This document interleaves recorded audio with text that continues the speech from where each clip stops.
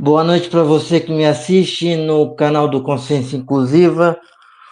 Hoje eu venho falar sobre o cenário político de Santos e as eleições municipais de 2024. E para isso eu recebo a ex-candidata pelo Partido Novo, Letícia Henrique, também apresentadora de TV.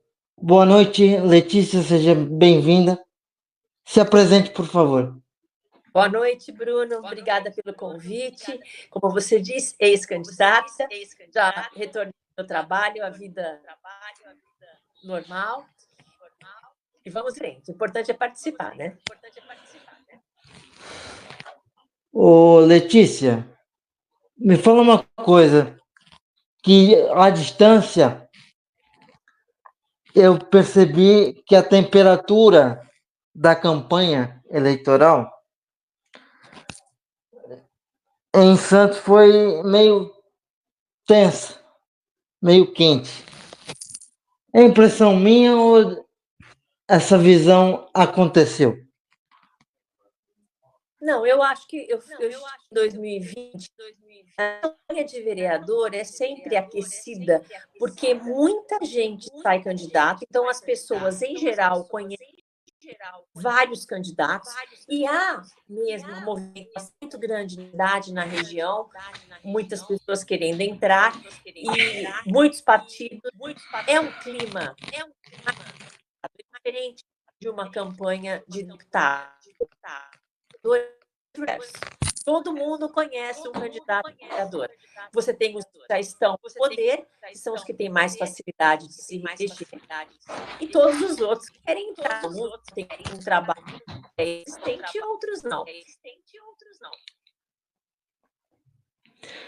Mas eu digo a campanha de prefeito em 24 eu achei meio fora do tom, mais agressivo.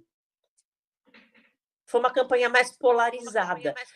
Se você olhar os outros debates, eles todos são várias questões que são debatidas, são até semelhantes, mas dessa vez eu acho que estava mais polarizado, porque teve segundo turno. Das outras vezes, nos últimos 20 anos, não houve segundo turno. Por isso, a gente pensa. E campanha é assim. Um tem que mostrar um lado e o outro tem que mostrar o outro. Faz parte. O cidadão poder escolher. E qual foi a experiência que você tirou dessa campanha de 2024? A experiência foi ótima, porque hoje eu consegui visão de como votar, mais relacionado ao meu setor, que foi a campanha de como os grupos estão divididos, como as pessoas estão influenciadas, como estão para manter os grupos deles. Ficou bem claro quando as pessoas entram na primeira vez para se candidatar ou na segunda, como elas ainda não têm a carimbo suficiente. Ficou tudo muito nítido. Foi um aprendizado enorme. E você entende que a candidatura, quem foi candidato a vice do prefeito eleito, que foi a vereadora Audrey Cleis, ela é naturalmente candidata a prefeito? Naturalmente, você diz o quê? Da próxima vez? Na próxima eleição. Não sei, política, eu acho que talvez, mas política é algo tão delicado para a gente fazer esse tipo de previsão, né? Pode ser, claro que pode ser, mas não dá para falar disso agora, é muito cedo. Né? Política, as coisas mudam tanto. Tem outra eleição em 2026 também. Eu acho que é muito cedo para pensar nisso, para falar. Tem tanto trabalho pela frente ainda. E qual foi a bagagem que você leva para a campanha eleitoral, sendo jornalista experimentada? Qual a importância da comunicação no segmento da política? É muito importante, porque ela que conecta as pessoas, mas não é só isso. Nessa eleição, a gente viu também que pessoas se comunicavam muito. Quem entrou foram aqueles que já estavam no poder, ou pessoas que tinham algum apoio grande do seu lado, porque é preciso grupos de ação. O que eu entendi é que aqueles que estavam ligados a ações, a grupos, projetos, tiveram um apoio maior da população. Não foi só foi mais. Desta vez, eu acho que o trabalho nas diversas áreas da cidade e dos grupos fez uma diferença grande. E, como eu disse, todos têm amigos, 2, 3 amigos que são candidatos. Nós tínhamos mais de 300 candidatos. Da última vez que eu... Na vez que eu fui candidato, em 20, foram 400. É muita coisa, né? É muita coisa para pouca vaga, na verdade. São 21. São 20. Porque você gasta tempo, dinheiro, energia, se expõe. É um trabalho duro, não é brincadeira. Você tem que se preparar, se preparar para aquilo, porque mexe com a sua vida profissional, pessoal. Dá trabalho, é bacana, é uma experiência incrível, é um aprendizado enorme, mas dá trabalho. Sim. Como é que você viu o desenvolvimento da cidade de Santos nesses 4 anos? Olha, a cidade de Santos é uma cidade bem se desenvolvendo, mas é sempre importante a gente pensar nas transformações que nós precisamos aqui para a nossa região, né? O meu ponto é mais ligado a empreendedorismo, ao comércio, pode dar aqui. Há sempre a questão do porto, de como aproximar o porto e a cidade, de como aumentar os salários das pessoas que trabalham em Santos. É uma reclamação persistente dos valores que se ganham em Santos, como os serviços são pagos aqui em Santos, ainda deixa a desejar. A gente espera os empregos de mais qualidade, talvez ligados à logística, talvez ligados ao porto. É uma questão importante. Saúde é algo que precisamos sempre trabalhar.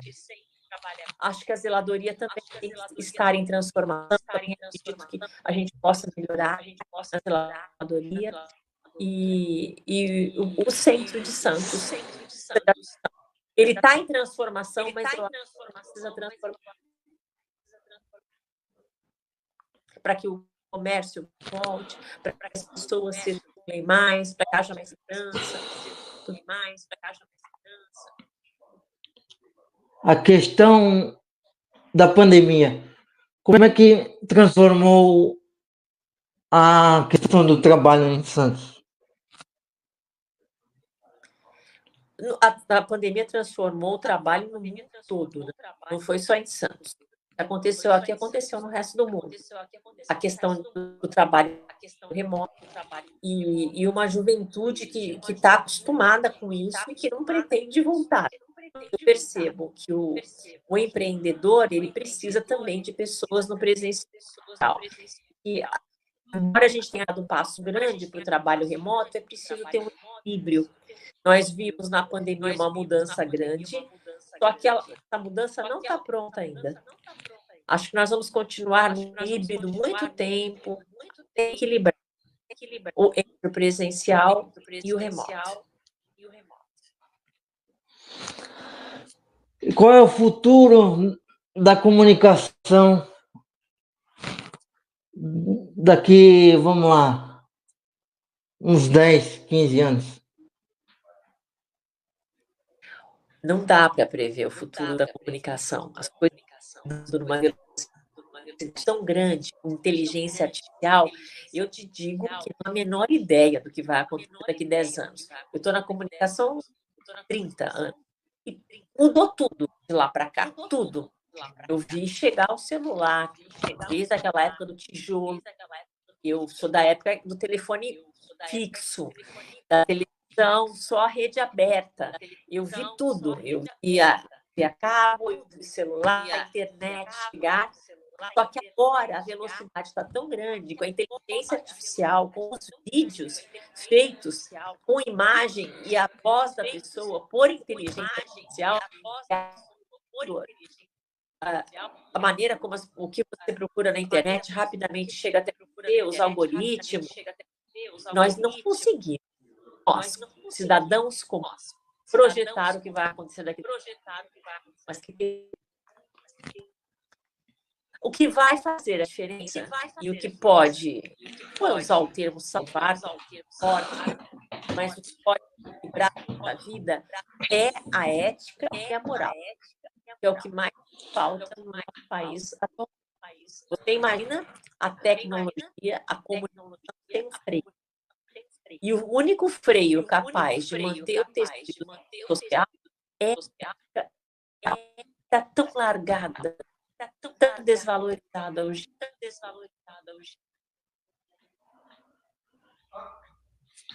A gente tinha combinado antes da campanha eleitoral, essa live, e você tinha me comentado sobre acessibilidade no Japão. Eu queria que você pudesse trazer essa experiência que você viu em outros países. Eu estive no Japão e na Coreia recentemente. Realmente é outro mundo. Eles são de uma eficiência absurda. O que me chamou muito atenção, entre tantas outras coisas, foram as calçadas no que se refere à acessibilidade. Eu até falei isso no As calçadas são todas iguais, feitas da mesma pedra, com acessibilidade para cadeirante nos mesmos lugares e para deficientes visuais, igualzinho. No país todo, não tem nenhuma calçada diferente, nenhuma. As árvores, elas crescem da mesma maneira. Os espaços onde as pessoas passam, eles têm outros problemas, outras questões. Tem lugares pequenos de comércio, restaurante, que nem todo mundo consegue entrar. Eles têm outras questões. Os locais, mas as ruas, circula ali com qualquer tipo de limitação, tranquilamente. São largas, espaçosas. Lá é tudo planejado. A maneira como está projetado. Isso é bem bacana. Agora, é diferente. Os lugares privados, eles não têm acessibilidade. Tem lugares com escadas que dificuldade de subir. É bem diferente. Você é até estranho. Até para sentar, eles sentam no chão, não é todo mundo que consegue sentar no chão. Em casas de chá que estão ajoelhados, a gente estranha um pouco. São peculiaridades da cultura dele.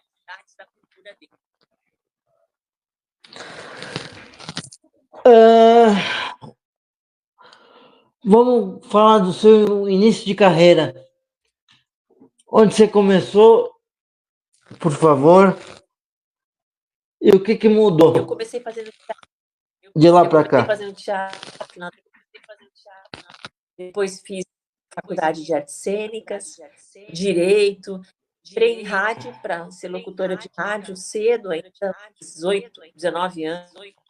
Gravei comerciais, Passei muitos anos gravando comerciais de rádio e TV. Fiz direito, mas nunca trabalhei na área. Depois fiz jornalismo. Fui para a TV aos 27 anos fazendo um programa de televendas. Já tinha. Daí não parei mais. Televenda para merchandising, de TV, milhares de comerciais e entradas ao vivo em programas fazer merchandising. Institucionais de empresa, trabalho com agências de atores, em São Paulo também. Fiquei no SBT muitos anos, muitos comerciais, nos programas ao vivo, e gravando outros ao vivo. Entretenimento e ao departamento comercial. As pessoas vendem e eu faço. Passei a maior parte do tempo fazendo. E hoje em dia, desculpa te cortar, mas hoje em dia é fácil vender um programa de televisão, por exemplo, trazer comercial? Eu acho difícil. Aqui em Santos, eu não sou a pessoa que vem para o cliente. Eu venho na televisão. Foi isso que eu fiz a vida toda. Aqui em Santos, eu trabalhei mais em programas de tipo um colonismo social, as revistas eletrônicas, né? Eu acho dificílimo vender em Santos um programa de TV. Não tem uma história. Eu já tive um programa de trabalho, dá trabalho, leva tempo, e a minha área é mais na TV, é falar, é ao vivo, não fechar um negócio. Cada um tem uma facilidade. Eu fecho também, mas não é o meu forte é fazer a venda na TV, gravando para a câmera. E o que trouxe de vantagem essa modernidade de fazer uma live, um programa tipo esse aqui, trazendo informações relevantes, mas que nem todo mundo quer saber de um assunto específico, por exemplo, a pessoa com deficiência.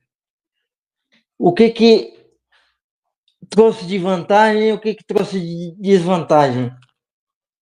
Essa modernidade. As vantagens são inúmeras. Quando eu comecei, durante a maior parte do meu tempo, as pessoas se interessaram numa emissora para fazer um programa de TV, para falar, e passavam uma série de dificuldades, não é escolhido, então ela tinha que entender o programa para outras pessoas, ter patrocinadores para poder falar. Hoje em dia, qualquer pessoa pode falar. Você tem todos os assuntos na rede social. Isso é maravilhoso. Todo mundo pode falar do tema que quiser. Sempre vai ter público. Porque tem muita gente que pensa aquilo que você pensa e quer aquilo que você quer. Hoje os públicos estão mais fechados, os nichos estão fechados. Cada um entra no seu e para a nossa informação. Acho maravilhoso. Agora, a parte que dá para dizer, tudo tem dois lados sempre, né? É que também se paralisou demais. Muita gente falando muita bobagem, não tem muita informação, você não para em nada, você não tem paciência de ouvir, mas você quer tudo muito resumido, mas faz parte, tudo tem dois lados, não tem nada que tenha um lado só bom. Tem o bom e tem o desafio também. Eu acho que pulverizou, né? Pulverizou a informação. Todo mundo hoje em dia faz live e produz informação. Isso eu estou dizendo como um consumidor, né? Faz muito pouco tempo que eu entrei nesse meio de produção de conteúdo. Desculpa, até gaguejei. Mas eu acho que pulverizou e as pessoas não se adaptaram a pulverização da informação.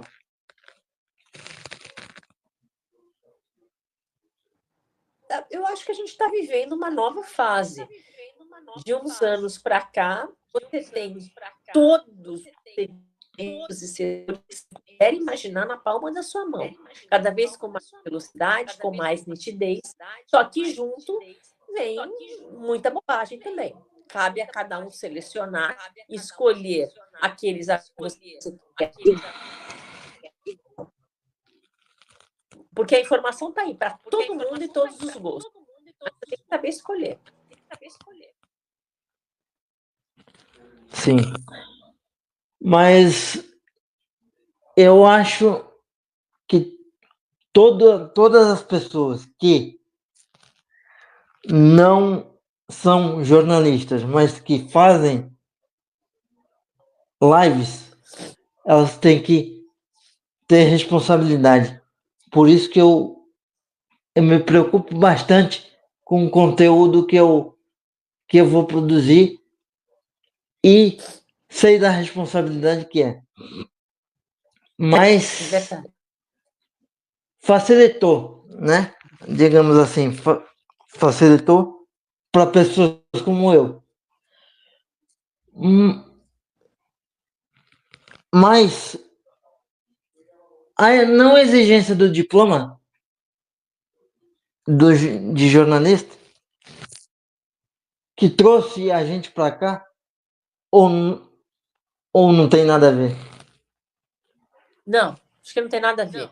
Depois que apareceu a rede, começaram a dar sua opinião. Uma coisa é você ter um emprego de jornalista. Eu sou funcionário de alguém, estou numa empresa.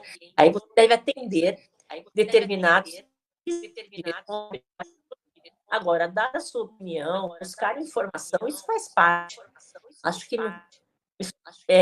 surgiria de qualquer maneira. Depois que veio a internet, a rede social, não tem mais como segurar. Todo mundo tem de criar conteúdo, de falar sobre aquilo que vive, que conhece, que pisa. Isso não tem limite. Agora, se você vai ser funcionário de uma empresa e levar o tipo de a gente espera que haja uma conduta mais apropriada, determinadas regras. Do contrário, não.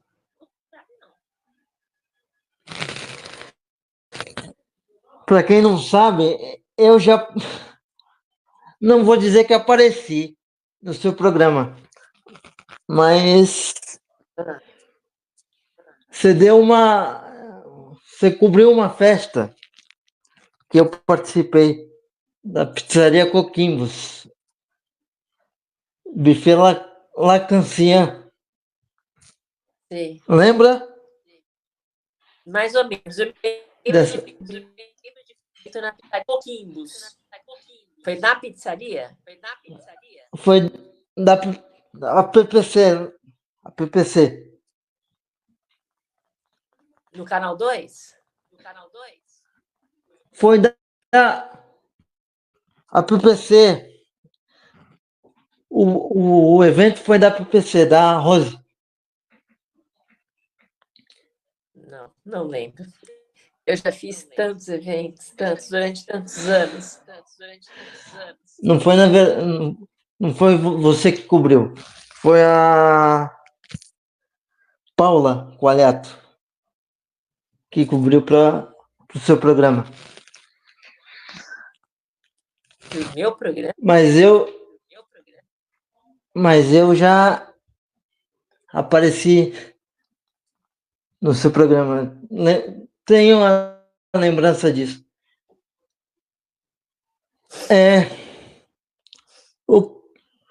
O que você espera dos próximos 4 anos para a cidade de Santos? Ou seja, o que falta fazer? Olha, a gente nunca feita, a gente precisa de transformação. Eu espero que haja transformação por tudo que foi apresentado. Eu gostaria de ver uma transformação maior no centro da cidade, na economia da cidade, no que se refere a trazer elementos. Eu acho que isso é importante. Facilitar a vida do empreendedor, se puder, diminuição de tarifas, de taxas, o que puder melhorar na vida de quem é importante. E eu acho que a gente precisa de um projeto com relação ao calçado, a podas de árvore, sentar, conversar e fazer um projeto para a cidade toda. Eu acho que isso é importante. Tem os desafios, né? Tem os curtidos e o social que pretende colocar um fim nisso, precisa resolver uma questão delicada. Tem muita coisa para fazer. Eu acho que o UOL deu uma matéria falando sobre a falta de documentos ali, datas e detalhes sobre os relatos de assédio apresentados pela Me Too Brasil. Segundo o que foi apresentado à Polícia Federal, a ONG não especificou quando essas supostas vítimas procuraram a organização ou quais foram os canais utilizados para as denúncias. A ausência dessas informações levanta questionamentos sobre a condução do caso e a base das acusações contra o ex-ministro. As denúncias de assédio sexual contra Silvio Almeida vieram ao público em 5 de setembro de 2024, quando a Me Too Brasil confirmou ter recebido relatos, incluindo os de Aniele Franco. A APF solicitou à ONG, em setembro de 2024, que encaminhasse todo o material disponível sobre as denúncias. No primeiro retorno, a Me Too informou ter contatado as vítimas e confirmou apenas 2 respostas. Uma delas foi da professora Isabel Rodrigues, que falou abertamente sobre o caso nas redes sociais dela, prestou depoimento e acusou o ex-ministro de assédio durante um almoço em São Paulo.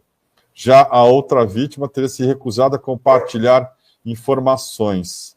O documento entregue à polícia descreve 5 supostas vítimas, mas não detalha as datas das denúncias nem a natureza dos relatos.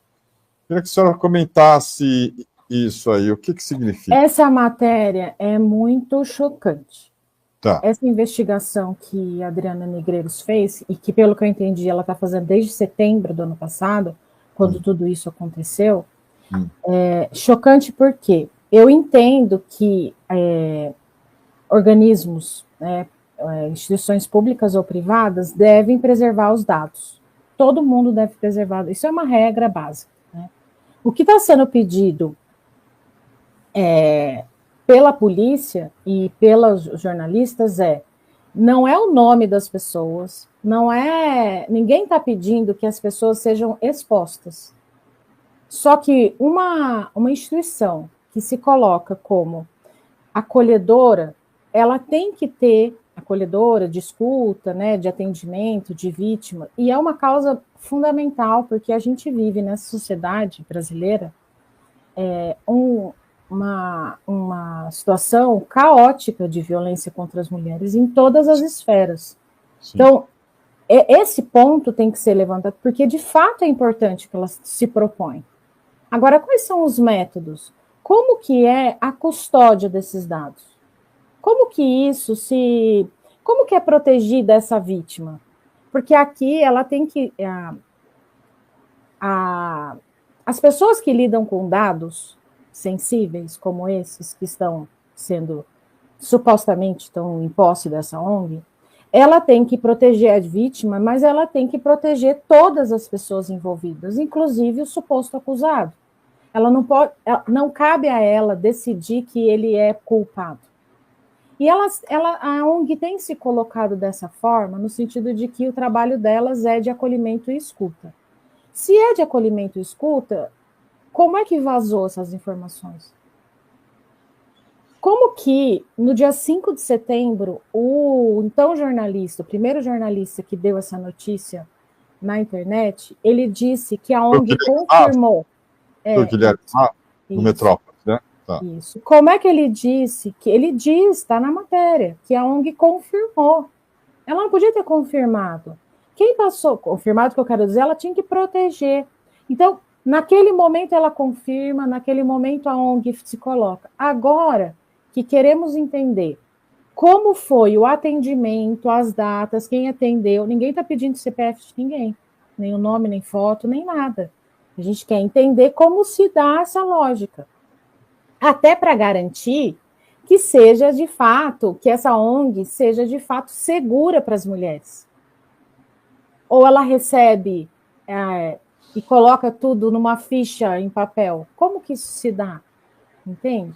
E é isso que a Adriana está investigando e é isso que não está sendo dito. Isso é muito sério. E só por isso já é muito sério. Né? Aí, na matéria da Adriana, também, ela traz que ela entrevistou pessoas, nesse processo de setembro para cá, que disseram duas coisas muito graves, muito sérias. Primeiro, que ex-alunas do Silvio tinham sido contatadas para encorpar a denúncia. É assim, como é que você faz uma denúncia, você coloca uma bomba no país, o país parou para entender o que estava acontecendo, ele foi demitido, ele foi escorraçado, ele foi agredido verbalmente, ele foi, quer dizer, e não existe denúncia para encorpar uma denúncia. A outra situação é que, dias antes, pessoas foram procuradas, isso que está na matéria, procuradas para não sair em defesa do Silvio.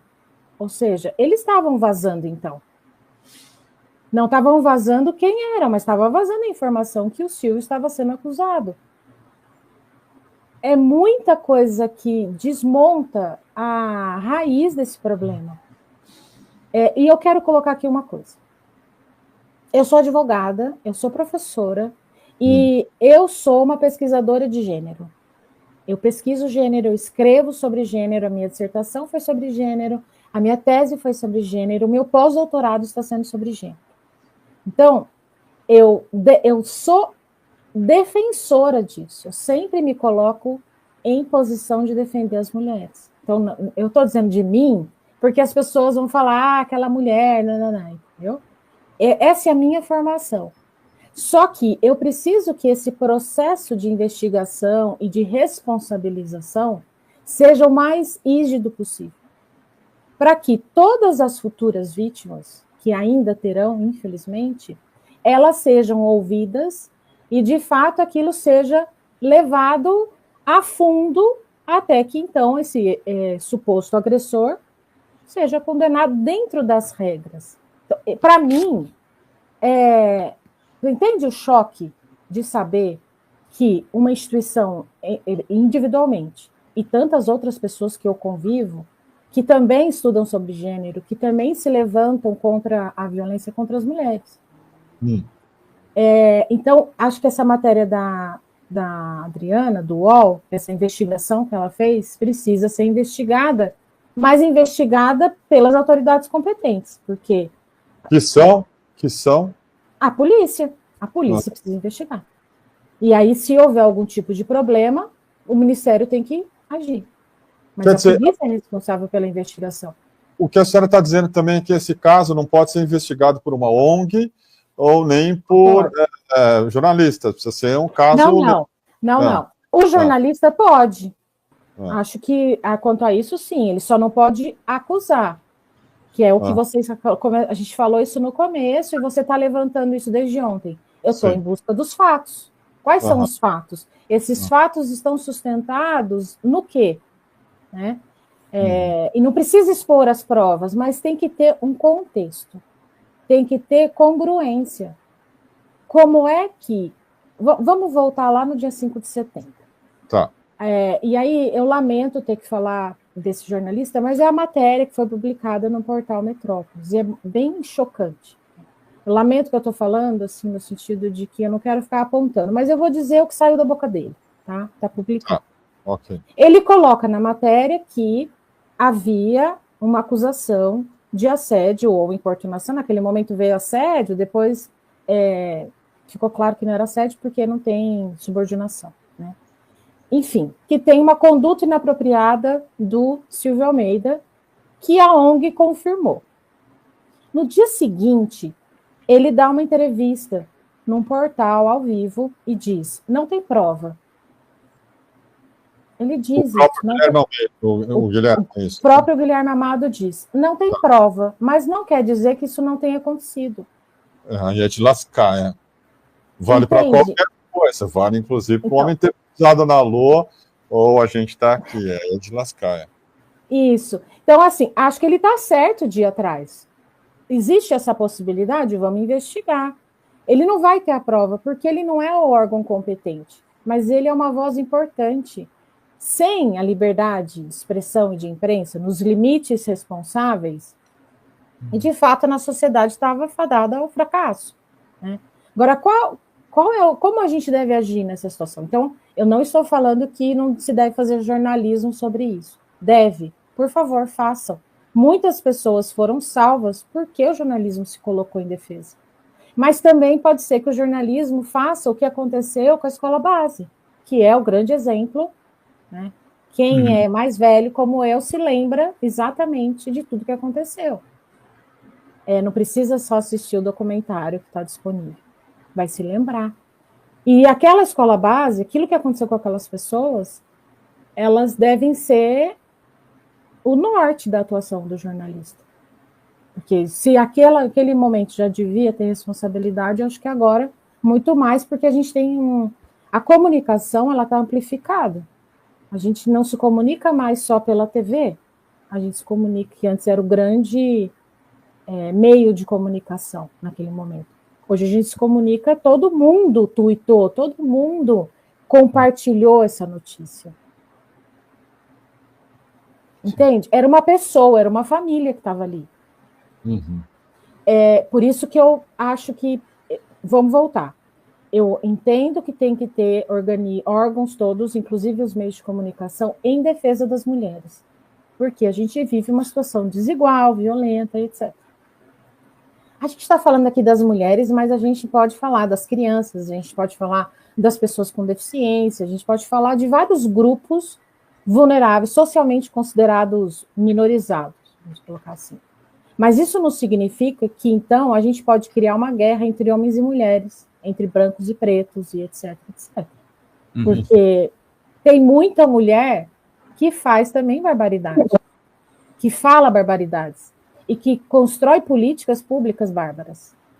Então, não é assim, toda mulher ela está livre de qualquer erro. E aqui eu quero colocar uma complexificação. Então, a gente está falando das questões de gênero, que está presente nesse caso em relação às mulheres, e que, majoritariamente, os homens que são agressores de mulheres. Então, supostamente tem essa guerra, mais uma palavra aí do universo da guerra. Mas também tem uma questão de raça, e que muito séria. Né? Então, quando eu falei que, eu sei que ele fez porque ele tem cara, quantas vezes a gente leu isso e ouviu? É porque ele é um homem preto. E isso também tem que ser considerado. Entende? Então, o CNJ estabeleceu o protocolo para julgamento com perspectiva de gênero. E também estabeleceu o protocolo para julgamento com perspectiva racial. O que significa isso?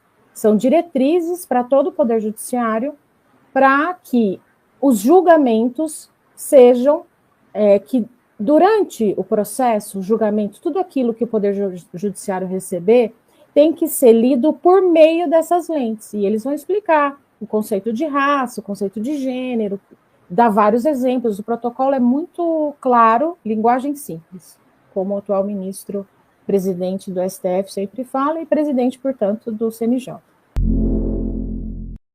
Inclusive, entre pessoas que são... Essa é a Adriana Negreiros, autora dessa matéria do UOL sobre o Me Too. Próximas ao Agnieszka Brasil, de que essas denúncias não existiam e foram procuradas a posteriori. A favor dessa desconfiança, ao fato de que há pessoas que me relataram sobre a condição de anonimato, que foram procuradas pela ONG Agnieszka Brasil após o caso estourar, sendo indagadas se teriam, por acaso, algo a dizer a respeito do Silvio Almeida, se teriam sido assediadas sexualmente. E uma ex-aluna com quem eu conversei, ela foi ex-aluna, ela foi aluna do Silvio Almeida entre 2009 e 2013 na São Judas, ela me disse que a abordagem foi: você não foi assediado pelo Silvio Almeida porque nós precisamos encorpar a denúncia contra ele. Você traz mais um capítulo dessa história. Nesse caso, você foi atrás, então, dos relatórios do Me Too, né? O que você encontrou lá e o que você não encontrou lá?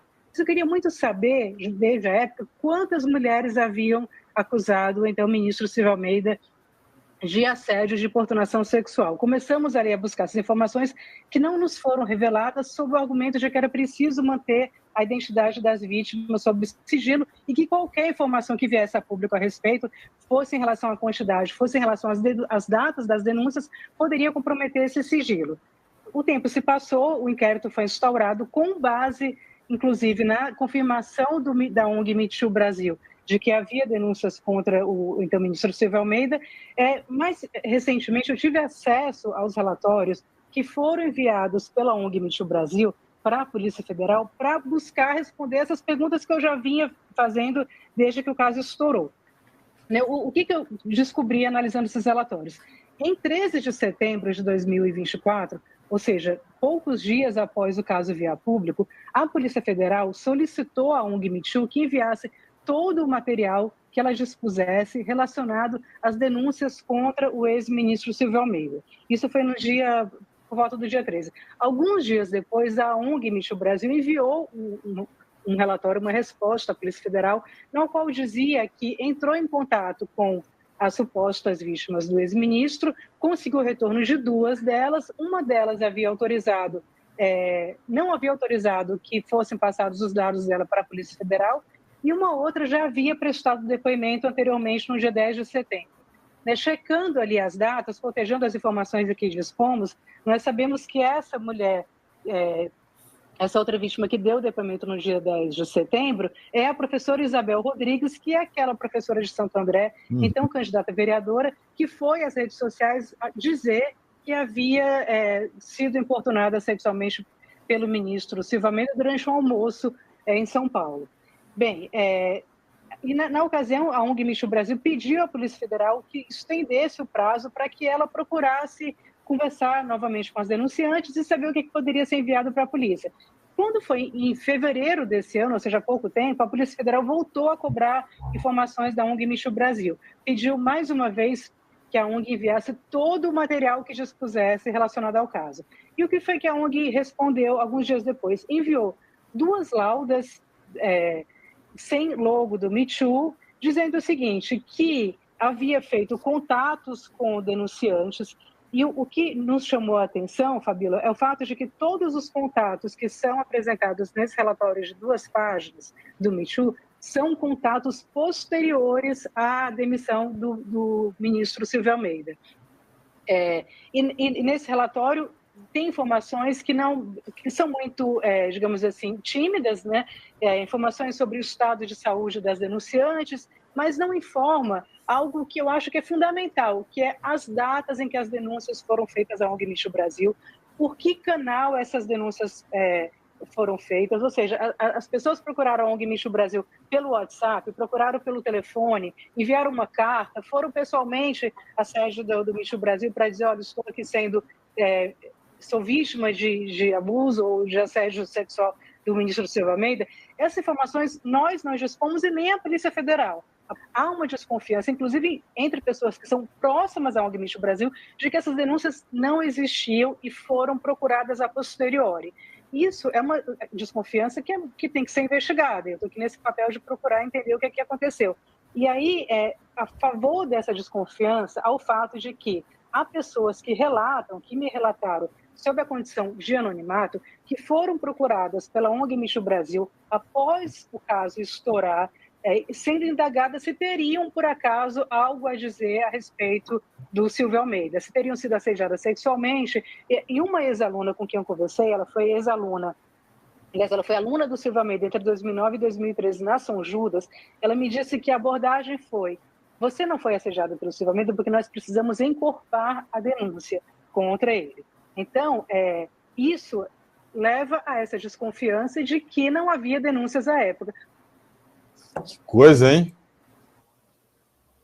Eu acho que você não vai ter muito trabalho, doutora. Não a gente ri, mas é muito triste. É triste. Porque a destruição já foi feita. A destruição já foi feita, mas ele pode se reconstruir. Mas e as vítimas reais de violência? Claro. O descrédito, não só dessa ONG, mas de qualquer uma que tem como foco atender essas mulheres, eu não sei nem falar. E isso, para mim, é o mais perverso dessa história, porque o Silvio, ele tem condições... É horrível, é perverso, tá? Não estou querendo diminuir, pelo amor de Deus. Mas o Silvio, ele tem condições de se defender, ele tem estrutura psíquica para, né, caminhar. Trabalha bastante, vamos ter bons resultados. Eu acho que vamos trabalhar bastante, vamos ter bons resultados. A questão do emprego, vou voltar um pouco. A questão do emprego é presencial. Você acha que quanto tempo vai demorar para, vamos dizer assim, ser extinto mesmo? Não é a palavra, mas quanto tempo vai demorar para ser tudo eletrônico? Não acredito que isso vai acontecer. Não acredito tudo. Não, eu acho que não vou ver. Eu acredito que vai diminuir, mas nós precisamos de pessoas. E ainda há muita gente precisando de trabalho, de emprego. Nós temos que misturar o que pode ser remoto, o que pode ser eletrônico e o que precisa de gente. Por mais que você cresça, você precisa de gente. Veja, por exemplo, os idosos. As dificuldades têm para se adaptar à vida digital e um monte de fraudes que acontecem, como eles são enganados, porque não estão prontos para viver só no mundo digital. Eu acho que a gente precisa pensar nisso. A gente dá esse apoio para quem não se adaptou totalmente à vida digital. Vai acontecer. Os idosos maiores de 65, 70 anos, eles já estão usando meios digitais para tudo mais. Passam nervoso, principalmente o atendimento ao consumidor. A gente tem que encontrar um meio de colocar pessoas com pessoas também. Não dá para pular essa parte, não. Sim, concordo com você. Agora, o que levou a vitória, digamos assim? Qual foi o principal detalhe principal motivo que levou à vitória do prefeito reeleito Rogério Santos? Olha, eu não tenho condição de dizer que tem um motivo. Nós tivemos 1/3 dos eleitores que preferiram não votar. E quase uma eleição meio a meio. Então, eu acredito que uma parte da população, a maior parte, que quer deixar como está. E uma boa parte, quase metade, gostaria de mudanças. Cabe agora ao prefeito analisar as mudanças que a população quer, começar a ficar em cima delas, porque faz muito tempo que a gente não tem segundo turno. Significa que a população está querendo algumas... Nós precisamos prestar atenção para ver como é que a gente melhora a cidade, transforma, traz aquela população. Não acho que tenha uma razão. A transformação, a mudança, que acontece sempre. Nenhuma cidade pode ficar estagnada. É normal que as pessoas queiram mudanças, queiram fazer reformas em alguns setores. E acho que essa eleição é isso. E eu tenho uma curiosidade que me fez refletir, mas eu não tenho a resposta. Que é o seguinte: a influência do governador Tarcísio de Freitas, uma vez que o candidato que ganhou é do partido dele e a oponente é do partido do Bolsonaro. Qual foi a influência desses personagens políticos de fora da cidade? Eu acho que o governador foi meio dividido.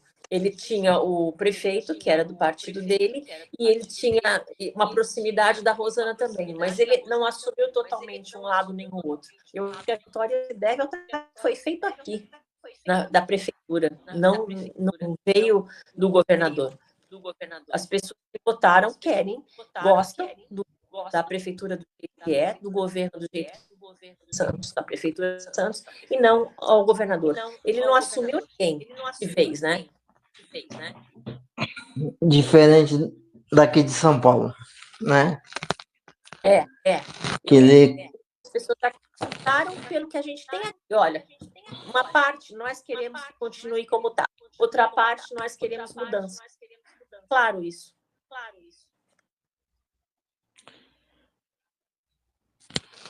É verdade. Agora, o que falta para uma política partidária igual entre homens e mulheres? Porque hoje a proporção é de 70-30, né? 70% dos candidatos são homens, 30% são mulheres.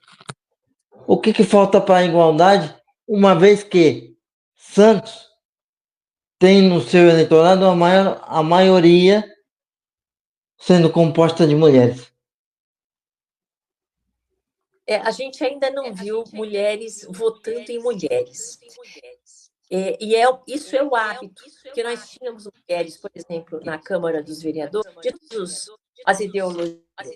E veja quantas mulheres nós tivemos lá na Câmara. 2 para 21. 2. 21 vereadores, só 2 mulheres. É pouco. Podíamos ter 10, 11. Né? Eu penso que a gente poderia ter mulheres votando em mulheres. Isso ajuda. Escolha a sua ideologia. Cada um tem a sua. E olhe, observe as mulheres. Observe o trabalho que elas fazem, aquilo que elas falam. Nós poderíamos ter mais mulheres na Câmara. Eu acho que a visão seria diferente. Nós repetimos quase os mesmos, só com 5 novos. Não foi uma eleição de renovação. Mas você não acha que essa política poderia partir dos partidos? Não. Eu acho que nós já temos políticas suficientes que levam a mulher até a campanha.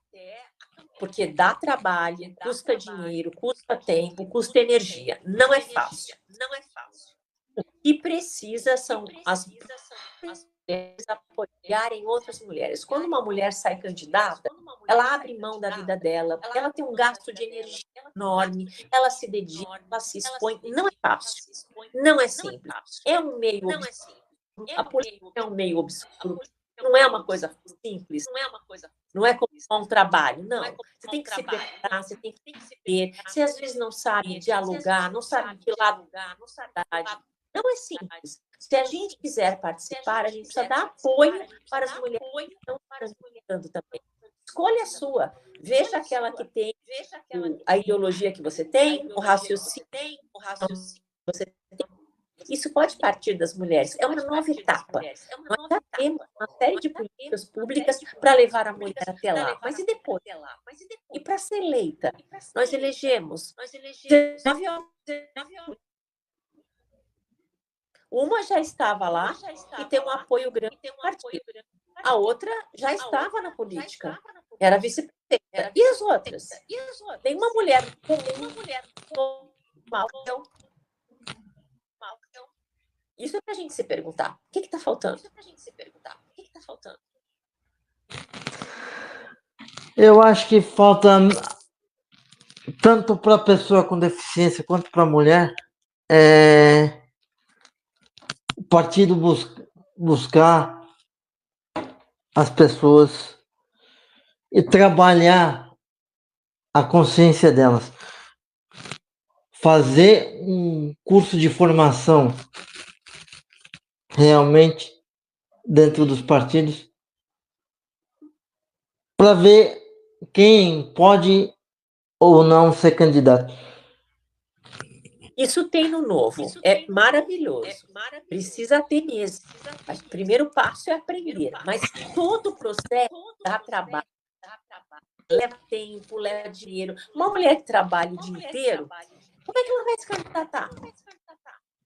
Se ela tem uma empresa ou se ela é funcionária, como é que ela entra na política? Vai ter que trabalhar o dia inteiro, pagar conta, aprender e fazer todo o procedimento de campanha, aprender um monte de coisas em relação à burocracia, que é um trabalho enorme, aprender é muita coisa, não é simples. Ensinar é o primeiro passo, mas não basta. A população inteira tem que aprender a olhar diferente, tanto para a mulher quanto para as minorias. Essa pessoa pensa o que eu penso? Essa pessoa está pronta para me representar?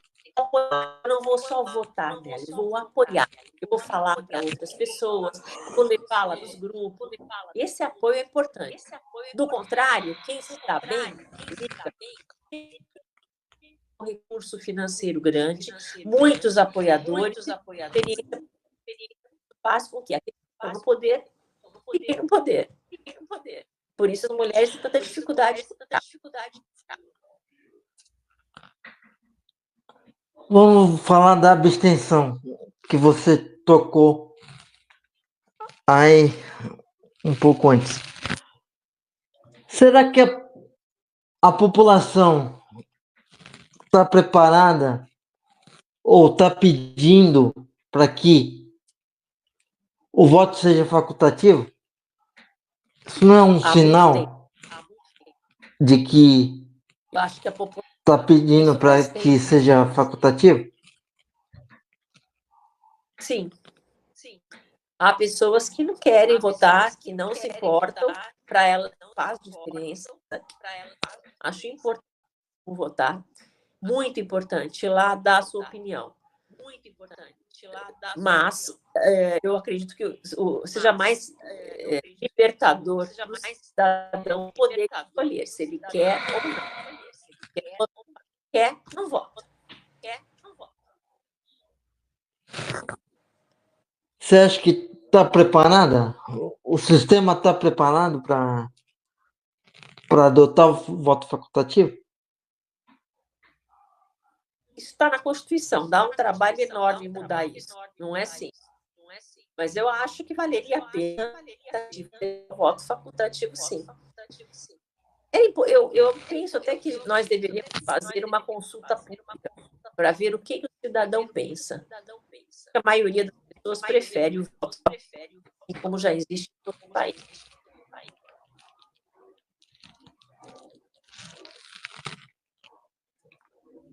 Mas eu considero que a abstenção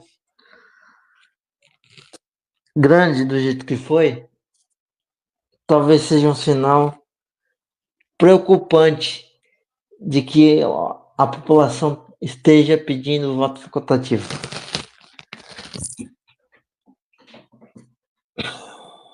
Em Santos, temos também muitas pessoas idosas que já... Fala, Rovai! O editorial do Fórum 11:30, queridas, queridos e querides. Vou voltar aqui a um assunto, Dri de Lorenzo, que a gente falou bastante no Fórum 11:30 de hoje, mas eu preciso dar uma arredondada nessa questão e que me parece da maior gravidade e que precisa ser discutida publicamente, infelizmente, porque veio à tona de uma maneira que agora está sendo questionada. Vamos lá. Ontem, no final do dia, a repórter Adriana Negreiros, que vem a ser uma jornalista, que é autora de um livro chamado A Vida Nunca Mais Será a Mesma, em que ela debate a cultura da violência e do estupro no Brasil. Livro que já foi lido pela Adriana De Lorenzo, que está aqui ao meu lado, livro que eu vou ler agora mais do que nunca, e onde a Adriana, inclusive, relata que foi vítima de um estupro quando jovem, num shopping de São Paulo, se não me engano, Shopping Eldorado. Uma pessoa que conhece do assunto, que sabe, que viveu a dor da violência sexual na pele, foi designada pelo UOL para cobrir o caso Silvio Almeida. Né? Ela traz, na matéria de hoje, a seguinte questão, da matéria de ontem, né?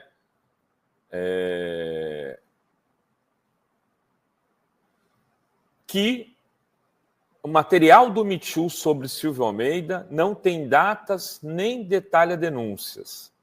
Olha assim, a ONG Me Too Brasil, vou ler aqui uns trechos da matéria, não forneceu à Polícia Federal as datas, os detalhes ou o canal utilizado pelas supostas vítimas de assédio sexual do ex-ministro dos Direitos Humanos Silvio Almeida. A reportagem do UOL teve acesso a relatórios da ONG que constam do inquérito que ainda está em andamento. Aí ela fala que o Silvio Almeida foi demitido em 6 de setembro, um dia após o portal Metrópolis publicar uma reportagem numa coluna, de um colunista, que agora está em outro veículo, Guilherme Amado, que me ameaçou lá no caso da Andresa Matais, me ligou de noite, 10h30 da noite, pedindo provas, tal, que eu tivesse sobre o caso da dama do tráfico e da investigação que estava sendo feita no Ministério Público em relação ao procedimento daquela matéria.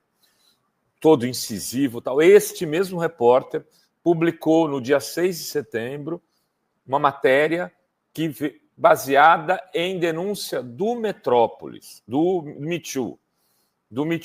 Na reportagem, assinada pelo Guilherme Amado, repito esse nome, dizia que a ONG havia recebido denúncia de assédio e importunação sexual contra a Aniele e mais 14 vítimas. Que a Aniele seria uma dessas 14 vítimas, desculpe. Seriam 14 vítimas que a ONG teria um relatório todo documentado de 14 vítimas. Naquele dia, o Me Too confirmou a reportagem do Metrópolis e disse que tinha essas denúncias, né?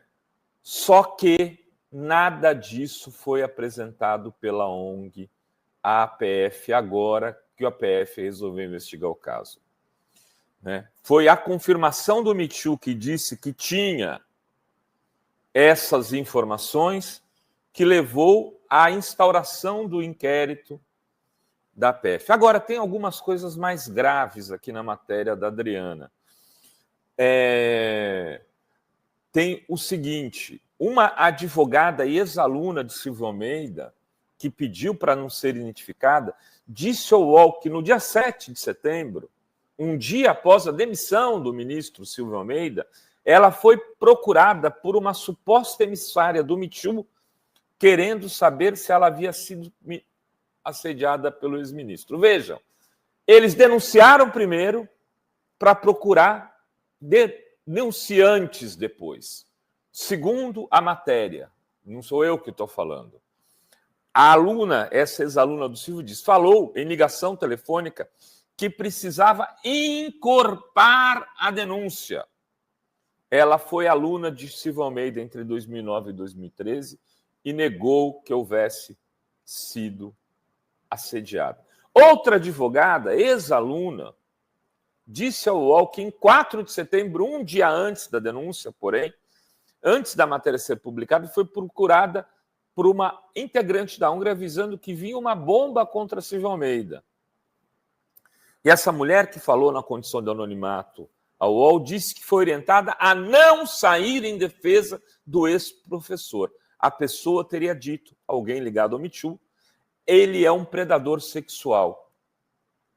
A defesa, aí o Me Too, procurado pelo UOL, disse que segue firme em sua missão de apoiar, preservar e cuidar das vítimas, preservando em sigilo todas as informações que houver. Ou seja, o Me Too não vai falar do caso. Não vai falar do caso. É muito grave. Aí vocês me perguntam, Rovai, o que pode ter acontecido aí? Primeiro, o Me Too precisa se explicar. Não tem esse papinho furado, eu não tenho explicação. Confie em mim. Confie em caçamba. Cadê as 14 denunciantes? O Guilherme Amado precisa se explicar.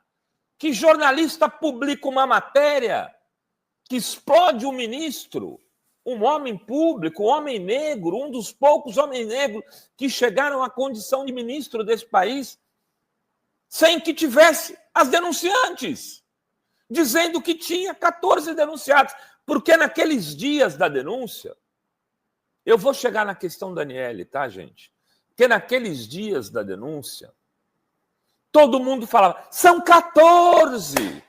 Tinha um apresentador que trabalhava aqui que dizia 14! E vai aparecer muito mais! Vai aparecer muito mais! Eu dizia, calma, é preciso aparecer muito mais e é preciso verificar cadê as 14. A Fórum não cobriu praticamente o caso porque não queria nem descredibilizar a Aniele e nem destruir o Silvio, queria entender a história. A gente queria entender a história. Porque tem muita história que circula sobre essa história também. E tem muitas informações. Eu mesmo recebi a ligação de um renomado advogado me dizendo que havia sido procurado pelo Me Too para fazer lobby para o Me Too ainda em dezembro de 2022, no contrato que o Me Too tinha com o Ministério dos Direitos Humanos, para que esse advogado influenciasse o Silvio Almeida para a renovação daquele contrato lá de um telefone, se eu não me engano, é o Disque 100. Agora, será que a Aniele também não é vítima dessa situação? Primeiro, a questão da Aniele e do Silvio Almeida precisa ser investigada. Mas ela, veja, hoje ela é a questão da Aniele e do Silvio Almeida. Ela não é mais de 14 mulheres. Um monte de gente, todo mundo o Silvio tentou estuprar a humanidade inteira. Era o negão do banheiro. Estava lá, onde chegava, era a antiga, uma metáfora, a loira do banheiro, né? Quem é mais velho entende o que eu estou dizendo. Que estava em todas as histórias. Aparecia o Silvio. Acabaram com a reputação dele, destruíram, porque tinha 14. Porque tinha 14. E talvez, porque supostamente tinham 14, é que a Aniele tem denunciado. Porque será que a Aniele foi envolvida nessa história também? Ela tinha lá uma história com o Silvio, uma briga, um caso de foi assédio ou não foi, deixou de ser, uma encostão, uma passada de mão na perna, sem ela ter deixado. E aí começaram a dizer, não, mas tem muito mais coisa por aí. E aí o Me Too abre, passa a nota para o Guilherme Amado, que chega e fala, tem 14 denunciantes aqui, Aniele, a gente vai dar matéria e vai dizer que você é uma delas. Aí você depois confirma ou não. Confirma ou não. É uma possibilidade que precisa ser apurada pela Polícia Federal agora. Porque a Aniele confirma, depois da matéria ser publicada, lembram-se disso? Aí tem a história da Janja, que vai lá, dá um abraço, tal, aquela história toda, logo na sequência da publicação. Não foi depois, não foi antes, foi depois. E aí ela confirma e ela dá depois aquela entrevista à Veja, que, aliás, escolheu pessimamente o veículo para falar, onde ela confirma de novo a história com um pouco mais de contexto. Mas o contexto era o mesmo. Estava numa sala, ele teria passado a mão na perna dela, dentro de uma reunião. O Silvio nega isso, diz que tinha um cara da Polícia Federal na frente dele. Enfim, ela diz que foi. Aí, aqui não cabe julgamento meu, não cabe julgamento de ninguém, é preciso que isso seja apurado. Mas a história que a jornalista do UOL, a Adriana Xará, aqui da De Lorenzo, Adriana Negreiros, revela é que tudo começou com uma mentira. Ela está dizendo na matéria, não diz, ela não fala, olha, mas que a matéria, ela não fala isso claramente, que nem eu estou dizendo aqui, que a matéria do Guilherme Amado era baseada em fatos inexistentes. Não haviam as 14 mulheres. Eles não tinham os nomes, ele não tinha a informação. O Michu, que apresentou essas informações a ele, mandou um relatório que não existem nenhuma dessas denúncias. Ah, sim, tem uma, sim. Uma professora de Santo André, que era candidata a vereadora, e que, na época, eu já falei aqui, com as pessoas que conversei e conheço do ABC, inclusive da Universidade Federal do ABC, onde ela teria circulado por um período, as pessoas falavam, olha, precisa levar em consideração ali, as coisas são meio complicadas. Só essa daí que apresentou e mais ninguém, e não foi pelo Michu. O Michu esperava que surgissem várias mulheres como essa para dar consistência à denúncia que ofereceu, para transformar o Silvio em carniça para ser devorado pelos abutres em praça pública.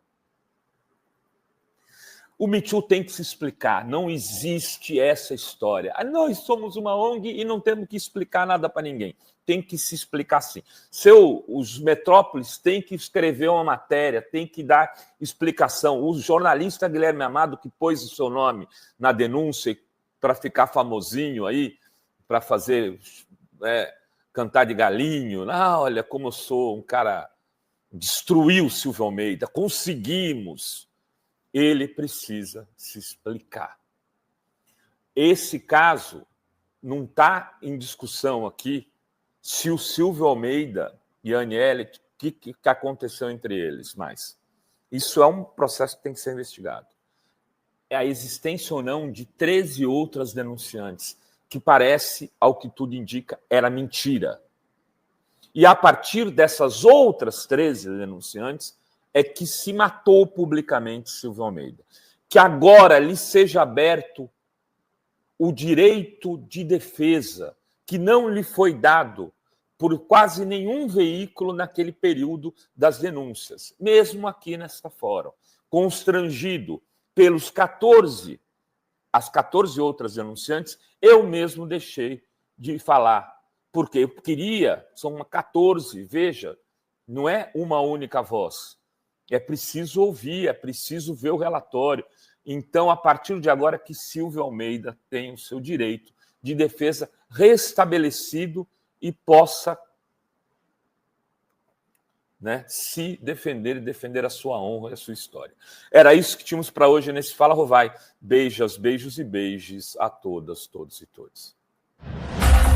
Se acham livres, eu na campanha, muita gente na rua que dizia, eu preciso mais, eu não preciso mais, e aliviadas. As pessoas cansam. E a política brasileira ainda não anima a participarem, né? É complicado. No Brasil, que é feita aqui, não anima ninguém a votar. A gente precisa acreditar que pode ser diferente. A nossa participação pode mudar as coisas. E se você não vota, ser governado por aqui, e votam pela opinião deles. Tem até uma frase famosa que fala que não gostam de política governados por aqueles que gostam. Quem gosta vai tomar. Se você votar, vou viajar, não precisa. Então você vai ter que aceitar as coisas como elas vierem.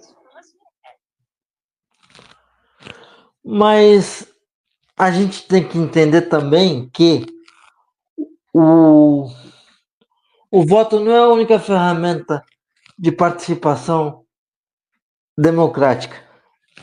E essas ferramentas outras não são apresentadas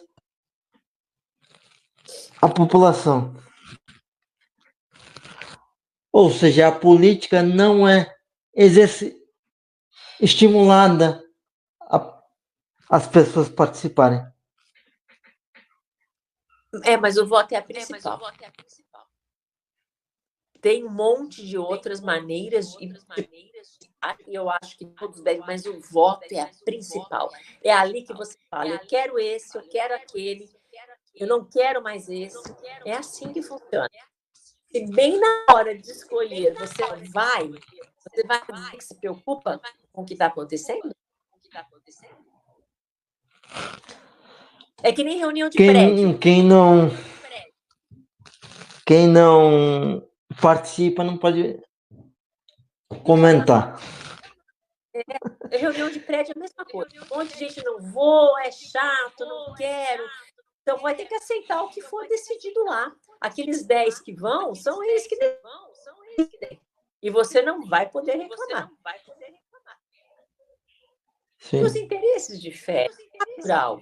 As pessoas não serão unânimes. Os interesses de idosos, de pais jovens, de pessoas deficientes, de pessoas que estão em plena pista profissional, cada um tem um interesse diferente. Uns adoram bicicleta, outros detestam. Não vai ter uma população que pense igual. Você tem que manter esse equilíbrio. Cada um deles vai opinando para lembrar, pô, esqueceu de mim, olha, está faltando isso aqui não tem, isso aqui precisa melhorar.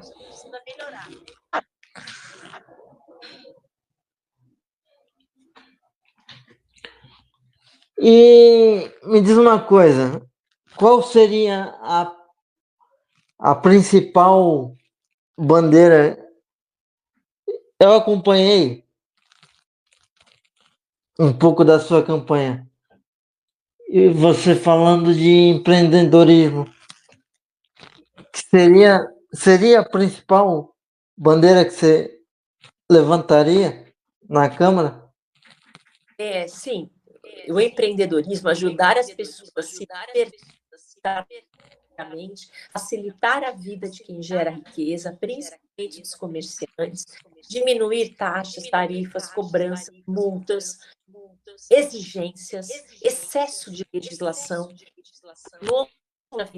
em outras cidades. E é muito importante para o crescimento, facilitar a vida de quem vai gerar riqueza. Pessoas empreendam e resolvam colocar o dinheiro delas a serviço do trabalho. Outras pessoas.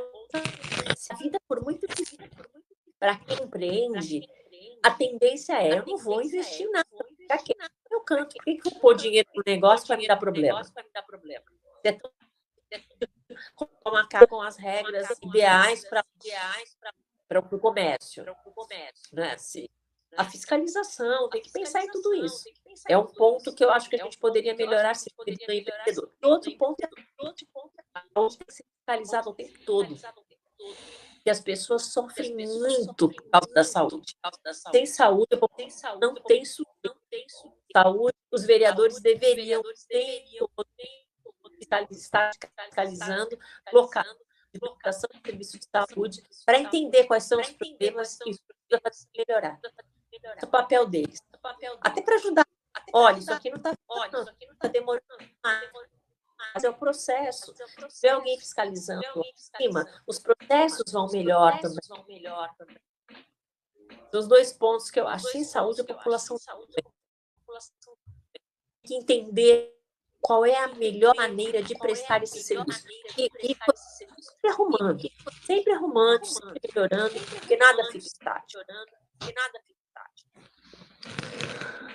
Concordo com você. Vamos pensar em 2026. Você acha... Como é que você avalia o governo Zema? Do seu partido? O governador Zema de Minas Gerais. O Zema é um governador espetacular. Ele melhorou todos os índices e conseguiu fazer política. Minas Gerais, antes do Zema e depois do Zema, é outra. Como ele lidou com o dinheiro, com a falta do dinheiro quando ele entrou, e tudo que ele colocou em ordem lá, ele é um governador que tem grande chance, ninguém sabe, ser o nosso presidente.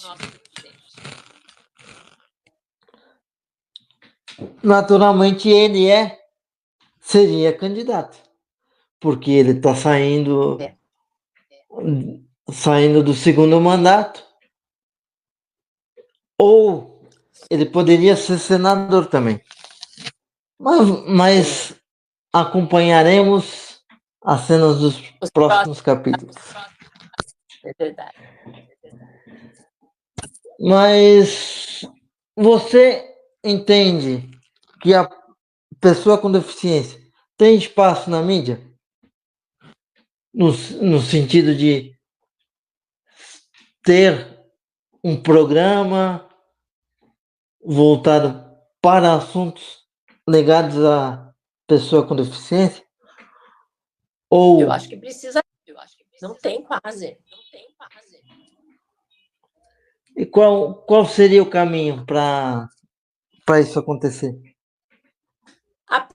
O próprio veículo teria que fazer, porque, como eu disse, comprar um horário, construir um programa não é fácil.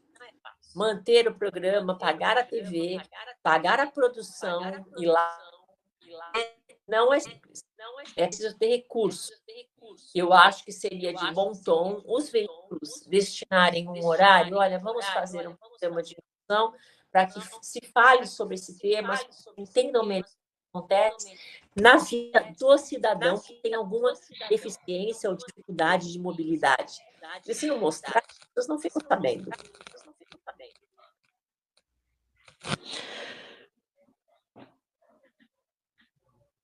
Como é que você vê a cidade de Santos daqui a uns 20 anos? Olha, pergunta difícil essa. Não dá para a gente saber a estar assim. Não tenho nem ideia. Eu sei que muita coisa vai mudar. A velocidade da tecnologia está muito grande. O que eu gostaria de ver é uma educação melhor. A educação, se continuar do jeito que está,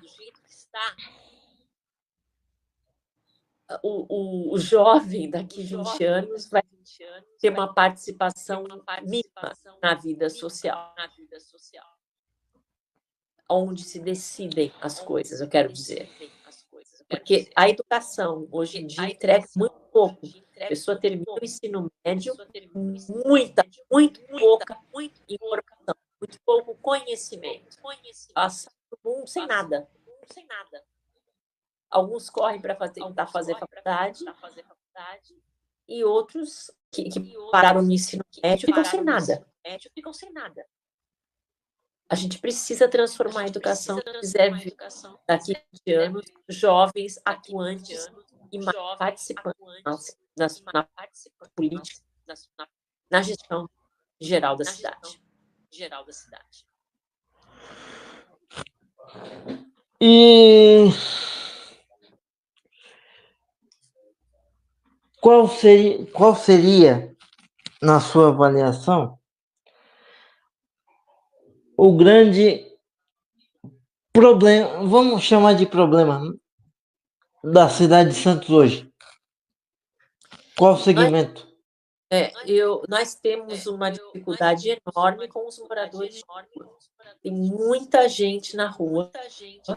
Eu sei que é difícil, que dá trabalho, que exige é uma tarefa multidisciplinar, mas tem que estar para conversar, porque a quantidade de pessoas andando pelas ruas perdidas, drogadas, doentes mentais, jogadas na rua, dormindo no meio do lixo, é aterrorizante, é triste ver. Nós precisamos achar um caminho para isso. Eu vejo esse desafio como principal. Assim, principal, não dá para dizer que é o principal, está muito visível. Tem um monte de outras coisas que estão sendo feitas e vão ser, só que nesse segmento está muito aparente. Todos perceberam todo o fracasso social que a gente vê quando uma pessoa é jogada no meio da rua, dormindo em papel, usando droga, doente mental, sozinho, você sabe quando é uma coisa ou quando é outra, se juntando, criando barracos na frente do comércio. Eu acho triste. E me diz uma coisa, como é que você analisa, vê a presença da mulher na sociedade? Por favor. E o que falta para ela avançar mais? A mulher já está presente na sociedade. As mulheres estão saindo da faculdade. Hoje elas são maior número dentro das faculdades. Depois que você deixa a pessoa estudar, que você dá o conhecimento, ela vai. O principal era começar a estudar, era dar o conhecimento. Em qualquer outro país, as mulheres não participam. Se você abrir as escolas e faculdades, elas vão crescer e já estão ocupando os espaços.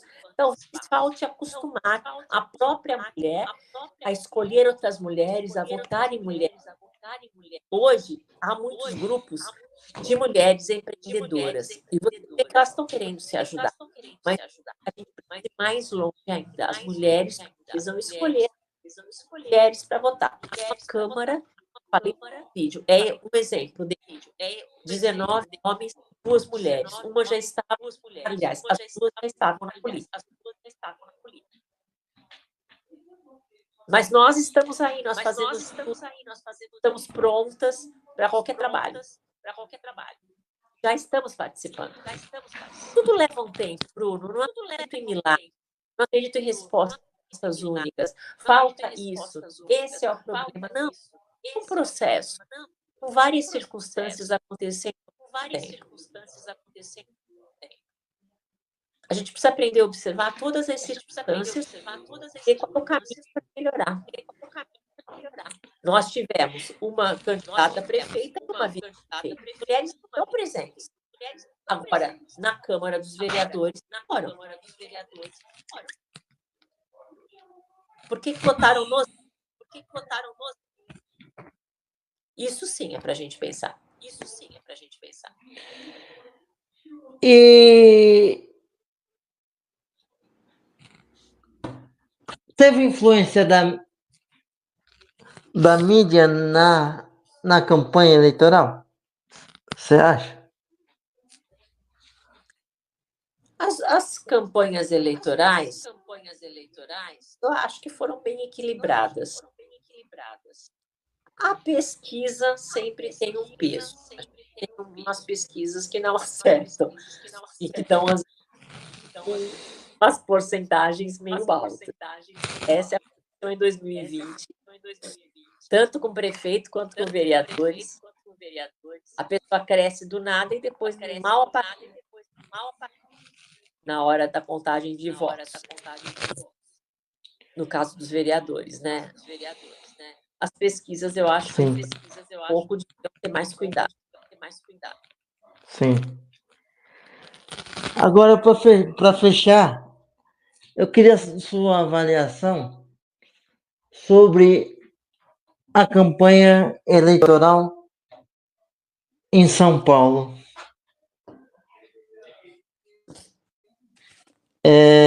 no sentido da agressividade, da violência.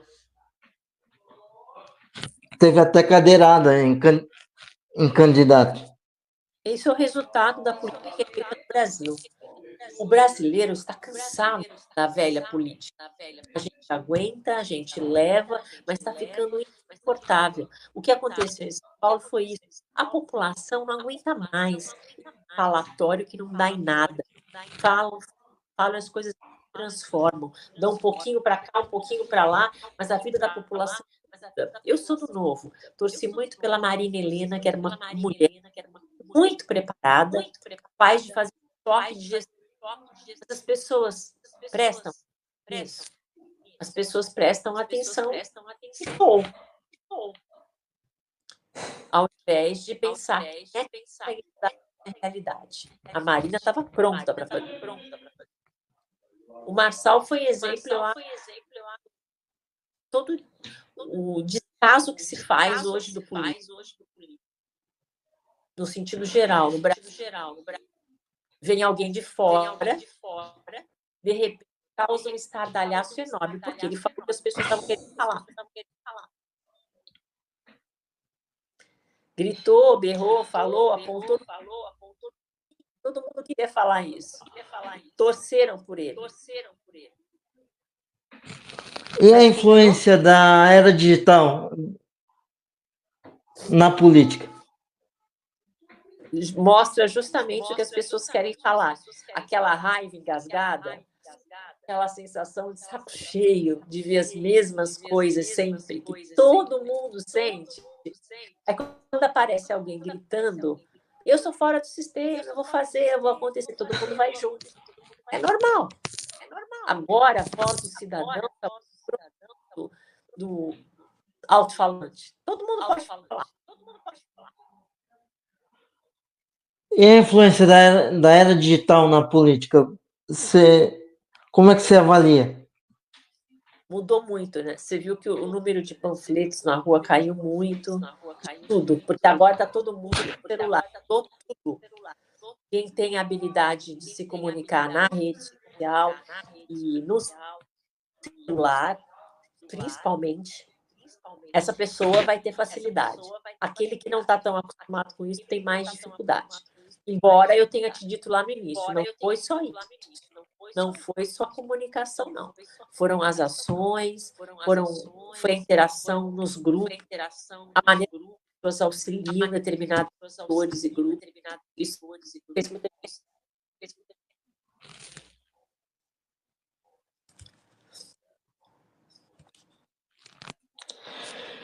Letícia, eu vou pedir as suas considerações finais e te agradecer desde já.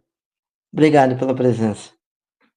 Obrigada, Bruno. Eu agradeço o seu convite, o seu carinho, mesmo durante a campanha, você, pelas mensagens. Eu sou muito grata. Foi uma experiência incrível. Queria dizer que a gente precisa se candidatar, principalmente as mulheres. Não é fácil. Não é simples. Nada é fácil. É um mundo novo e obscuro. É verdade. Só que se a gente não participar, a gente não for, nada muda. Não vai ser do dia para a noite para mudar. Não tem milagre. Tem milagre. Acredite em trabalho, em pessoas novas, uns entrando para a política. É assim que a gente vai ter essa transformação. A transformação já começou. Leva tempo. Não vamos perder as esperanças. Vamos fazer a nossa parte, vamos trazer as pessoas comuns para a política, bons gestores, como acontece nos países nórdicos, a pessoa sai, pega o ônibus, vai trabalhar, o deputado, o vereador, todo mundo desprendido, é bacana. E as soluções aparecem, fazer a nossa parte.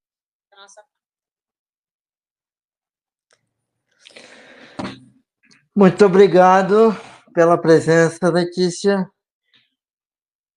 Meu corpo não me limita, porque minha consciência é livre. Tchau. Isso aí. Tchau.